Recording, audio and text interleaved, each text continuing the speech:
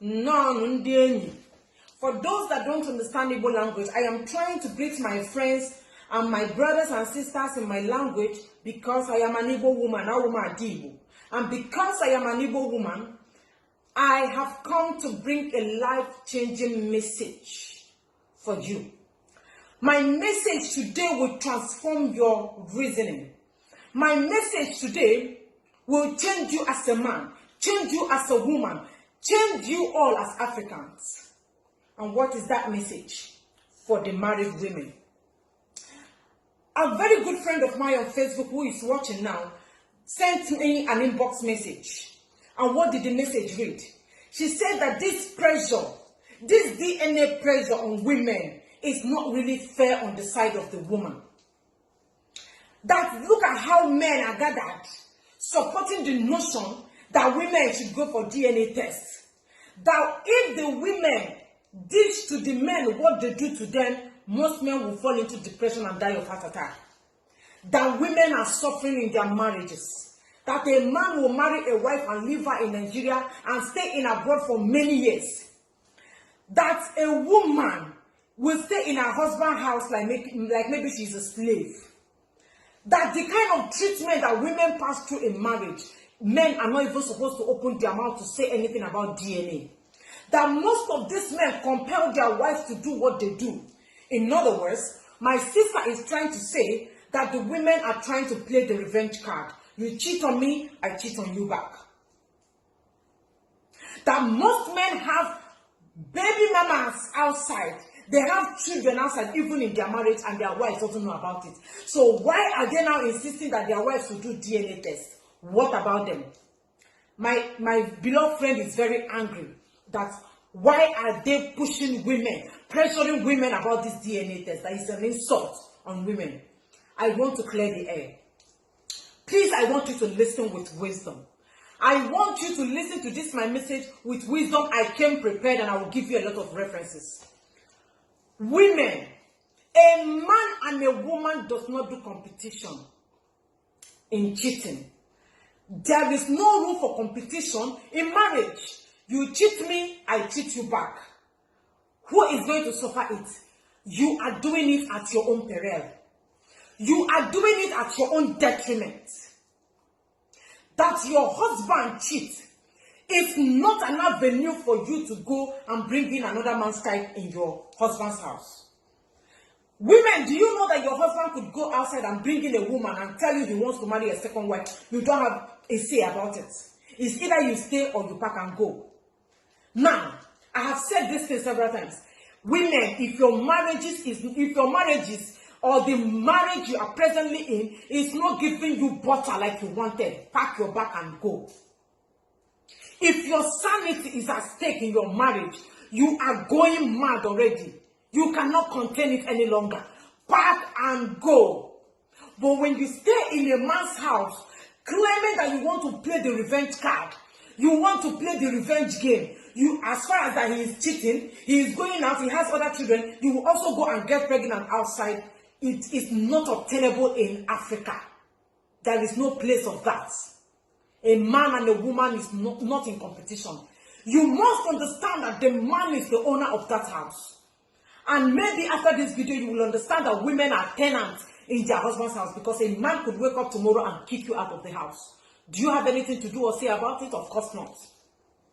Don't call this one slavery. That is what it entails to be an African woman and an African man. Do you know that it is almost impossible for a man to stay with just one woman? A woman can stay for 40 years, 45 years of her life without a man.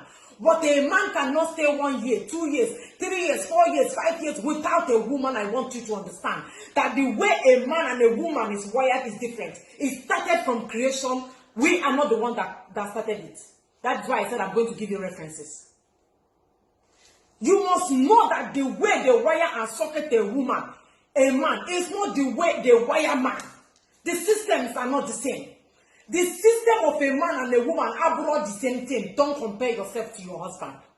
That is why I said a man can marry as many wives as he can. Traditionally, every African man is supposed to live with more than one wife. Every man is supposed to marry 2 wives. to reduce the population of women. Every man is supposed to live with one wife, if not because of the hardship of the land and the Western colonization. Every man is supposed to be living with 2, 3, or 4 wives once he can take care of them. Let me also give you another reference. Do you know that most of our big pastors, most of you that go to church, our big pastors, most of them, even the smaller pastors, sleep with their choristers. They fear God, they worship God, they do the things of God. But have you asked, why do they now sleep with their choristers when they have wives? Why are they sleeping with the ushers when they have wives? Why are they sleeping with their church members? Why are the pastors sleeping with your wives when they also have their wives at home? Meaning that a man is wired not to just stay with just one woman. Any man that tells you that he is only having one woman, ever since he's a human being up to now, the man is a chronic liar. The man is a liar. It is not true. That is the system of a man. Let me use Catholic Church as an instance. For those of you that are Catholic Church members, do you know that the Catholic Church has this, what's it called? Will I call it principle? That they have this law that every Catholic Reverend Father must not marry. That is what Catholic people said, that their father will not marry. But in Catholic Church, most of your Reverend Fathers have children. Most of your Reverend Fathers are secretly married. Most of your Reverend Fathers have concubines. Are you aware of that? What am I trying to say? A man cannot stay without a woman. That is why you see the cases of, he cheats me, I did not cheat. You did not cheat, oh, you cheat me. Now let us go to the Bible. For those of you that will still continue this argument, I will give you Bible references. In the Bible, Abraham is the father of all nations. But Abraham rather had Sarah. Sarah could not bear him a son or a child. Sarah went and got her Egyptian concubine, Egyptian servant, give to her husband, Abraham, as a concubine to give her husband a son. And Hagar gave birth to Ishmael. When Sarah died, Abraham went ahead and married another woman named Keturah. Abraham is the father of all nations. But Abraham still cannot stay with one woman. King David is a man after God's heart. David had 8 recorded wives in the Bible. The Bible said that there are other wives that are not recorded. In fact, he had 8 recorded wives and many more concubines that are not recorded. And God even said that he was going to give David many more concubines if he wants. You can go and read up your Bible. What about King Saul? Saul had a wife and a concubine that gave him 2 sons. Noah had wives. Are you now getting where we are coming from? That this whole thing started from the Bible. What about the almighty King Solomon? The wisest of the kings. Solomon had 700 wives and 300 concubines. The ones the Bible recorded. What am I trying to say? That the whole thing started from creation. It started from the time of creation. That a man might likely not stay with just one woman. A man might likely not be able to stay with one woman. So before you blame your husband, you must know that Abraham did not live with one woman. That Noah built the ark of God, did not live with one woman. That King Saul did not live with one woman. That King David, the man after God's heart, did not live with one woman. And many more. Time will not permit me to start listing them one after the other. Western colonization is the problem we are currently facing. They came and brought their own religion. The Western colonization gave us, we have a way we worship God. But they came and brought their own religion. We now forgot the old time religion. We forgot the way we worship our God. They came and brought us education. Is it favoring us? It's not. They came and gave us their own system of marriage. That is why we are wearing wedding gown to do marriage. They came and told us one man, one wife. Our men are now suffering in the toilet, doing masturbation.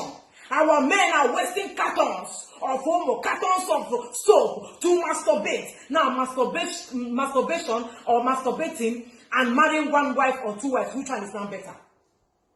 They now force our men to behave the way they know they cannot behave. They are pushing our men to act the way they know will not be comfortable for them. They now force men to do one by one. It's a Christian marriage. This marriage is a Christian marriage. You must live with one wife. That is why the case of a side chick will never stop. All these women loitering around, who will marry them? Who will marry them? And in 5 to 10 years coming, government will have no other option than to force women on men.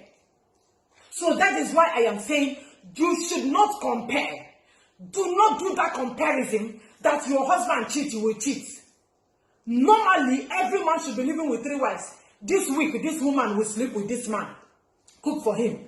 This other week, the second one will cook. Do you know that those days, in the time of our great-grandmothers, as I am now, maybe I'm of age, I'm getting older and weak, I will bring my younger sister and give my husband to marry. Do you know that? That is why men are evergreen. Everly green. Men are foundation. That is why in Igbo land, if you have not given birth to a male child, you have not started. Are you telling that is why in marriages, a woman will be menstruating and a man will have to wait for 5 days or thereabout? After menstruation, the woman will go into ovulation, mood swing, unhappiness, not being happy, shawarma time, what's it called? Pizza mood. So many moods before she come out of the mood. She will tell the man she don't want to do sex. No, I'm not interested. But in the time of our father, when you are menstruating, another woman will take over. All of you cannot menstruate at the same time. If this one is, if you are menstruating, you cannot serve your husband food. You can't cook for him. You cannot sleep with him. We worship our men like God. Our men are our God. Do you understand? But they brought Western colonization, took our religion, took our way of life, took our culture, took our tradition, took our everything, collected our marriage, gave us white wedding, gave us so many things that is not benefiting us, and suffering our men in toilets, forcing our men to be doing shoko in the name of masturbation. And you're telling me that as a woman, that you are still going to be insulting your husband. If after watching my video, you continue pointing fingers at your husband that he's a cheat, you are an evil woman and you are supposed to be ostracized from the land. If after watching this video, you say you must cheat on your husband, that he cheat, you cheat, you should be spat on. You should be ostracized, pursued out of the land. It's a sacrilege for a woman to open her mouth to say that. You don't compare yourself to a man. There's a way to go through. You don't have a go through. The men have it. So you don't compare. There is no room for comparison. The Western colonization has affected us. The Western colonization has killed us. That is why cheating will not stop. Side chick will not stop. It did not stop in the Old Testament. It did not stop in the Bible. And the ones that want to introduce New Testament, did it end in New Testament?